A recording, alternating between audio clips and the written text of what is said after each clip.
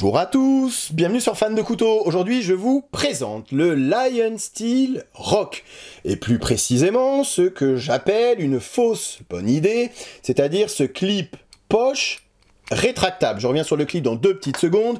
Je vais passer très vite sur la présentation du couteau, puisqu'on reste fidèle à Lion Steel et dans la ligne directe de ce que Lion Steel nous a déjà présenté avec ce Rock. Ici, avec ce modèle-ci, ils se veulent être à la pointe de l'innovation. Et c'est très bien. Ça se voit d'ailleurs quand on reçoit le couteau dans cette boîte avec cette petite puce, j'appelle ça une puce, je ne connaissais pas le système NFC. Vous téléchargez une application sur votre téléphone et du coup vous allez pouvoir, grâce à cette puce, avoir des informations supplémentaires, complémentaires sur le couteau, sur la fabrication du couteau et sur la garantie. La garantie du couteau se trouve à l'intérieur de cette petite puce. Donc, petite innovation, plus de version papier, version numérique. Pourquoi pas? Ici, vous avez le petit outil qui vous permet de démonter le flipper. Je reviens dessus dans 2 petites secondes. Donc, pour ceux qui ne connaîtraient pas la marque Lion Steel, couteau fabriqué en Italie, et ce qui les a rendus célèbres, populaires, ce sont la fabrication des manches intégraux.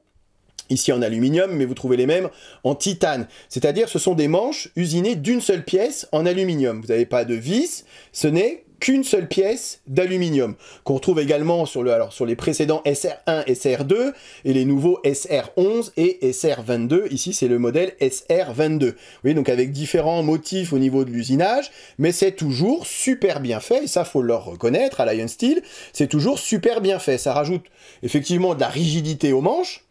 On a un manche qui est bien plus solide que s'il était juste avec 2 pièces d'alu et puis tenu par 3 vis. Et ça a un côté esthétique indéniable. Il y a beaucoup de texture sur le manche et c'est vrai que c'est un manche qui est vraiment très agréable. Pour ceux qui aiment les manches intégraux, voilà, ça rajoute un peu de travail. Vous imaginez cuisiner une pièce comme celle-ci, c'est quand même plus difficile que cuisiner 2 plaquettes. La lame, ici on est sur une lame en M390. Donc un acier inoxydable de l'espace, on retrouve les caractéristiques, c'est pour ça que j'ai dit que j'allais aller assez vite, caractéristiques fidèles à Lion Steel. Vous avez le dos de lame qui est légèrement arrondi, des petites cannelures ici, une très belle version satin. Ici vous avez la version full black, donc toute noire, avec un manche noir ici, avec un revêtement noir sur la lame, et c'est vraiment le même principe, on est exactement sur le même couteau. Ici 2 modèles Rock.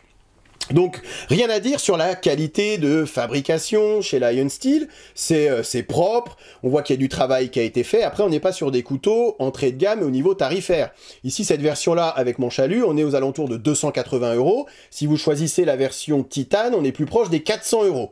Donc, c'est pas des couteaux vraiment premier prix. Là où je suis un peu, là où ça coince un petit peu avec Lion Steel, c'est qu'on est, même si c'est un modèle relativement nouveau, on est toujours sur les mêmes défauts récurrents chez Lion Steel, et le défaut principal récurrent chez Lion Steel, c'est cette détente.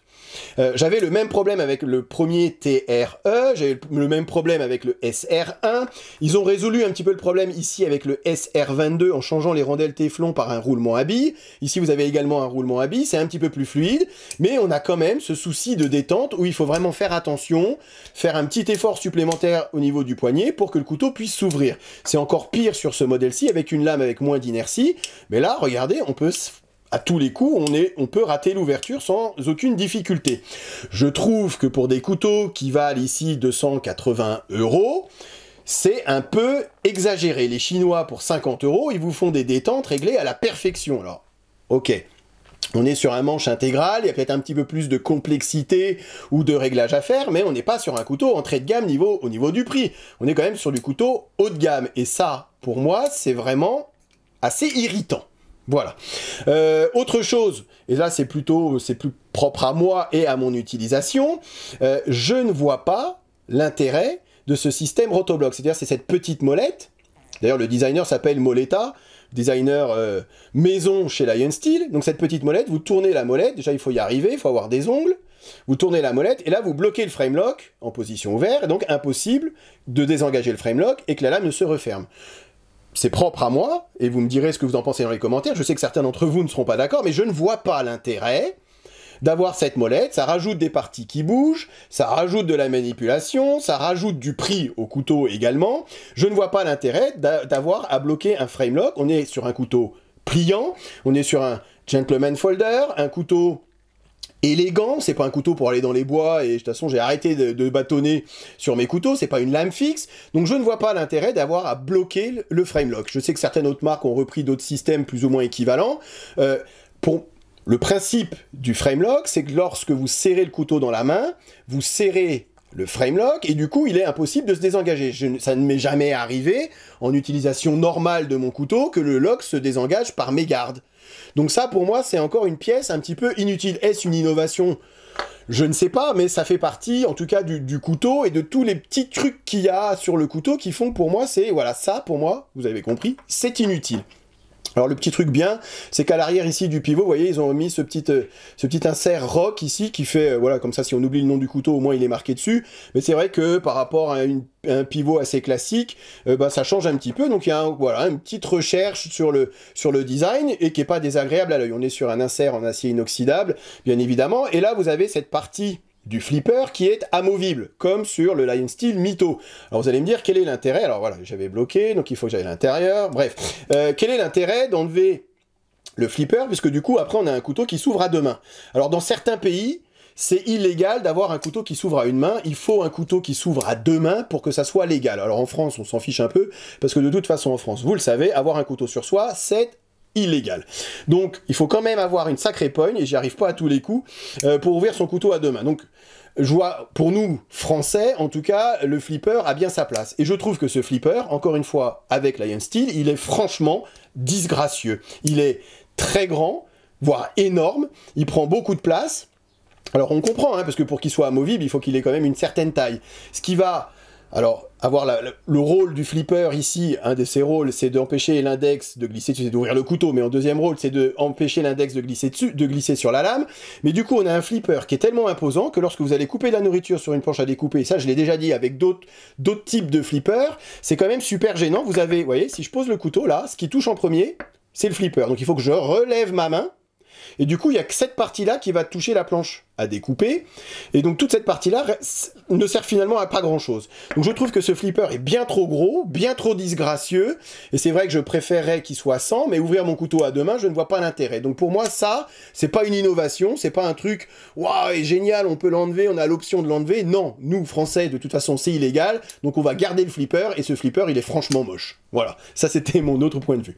Alors, concentrons-nous sur ce qui nous intéresse aujourd'hui, c'est ce clip poche qui est rétractable. Alors ils appellent ça, je vous le montre, Hide what annoys you. Ça veut dire en anglais, en français, cache ce qui te dérange.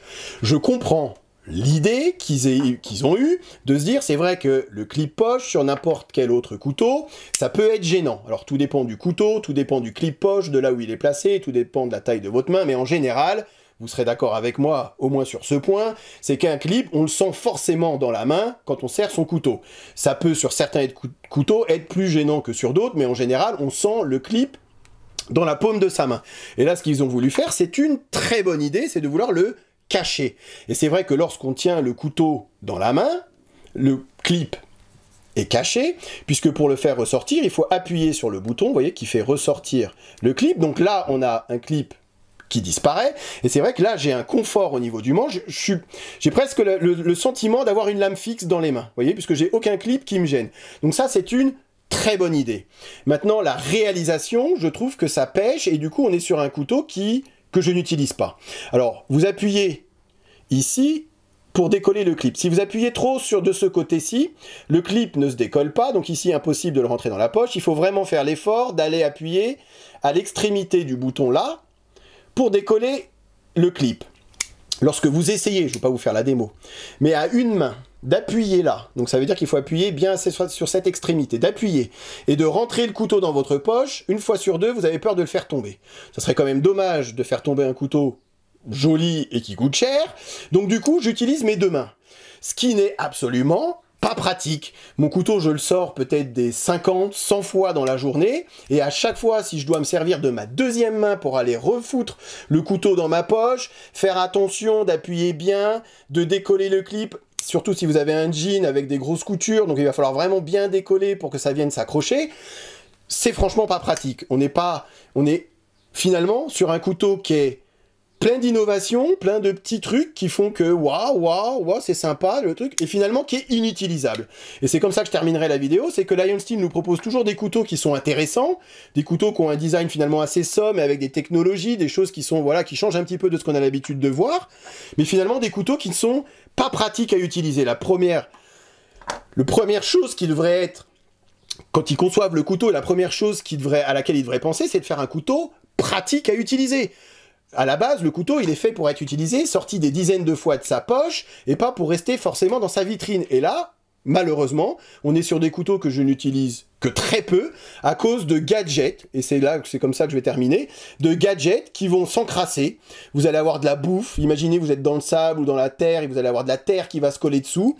Le mécanisme, il risque d'en prendre un coup à chaque fois, il va falloir graisser, lubrifier, voire démonter pour enlever les grains de sable éventuels.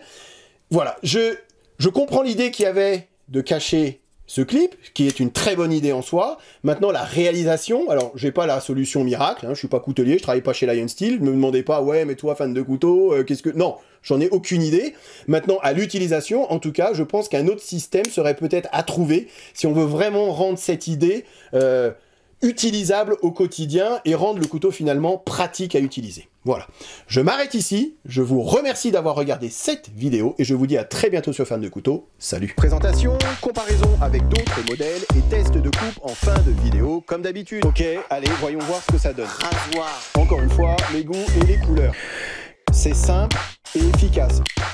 Je suis faible, j'achète. Il n'y en aura pas pour tout le monde.